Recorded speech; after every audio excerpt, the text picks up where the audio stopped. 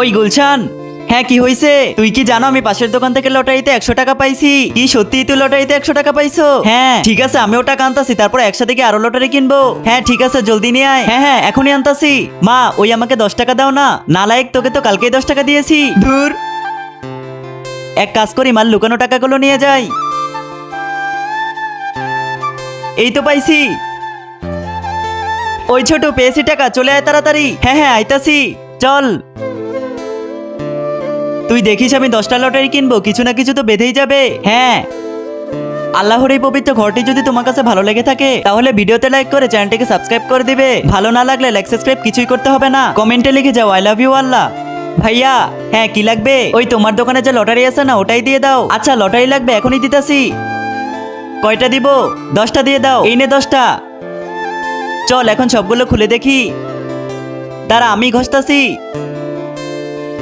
41 নেই ওখানে, এটাও মেলেনি। ঠিক আছে, আর একটা দেখতাছি।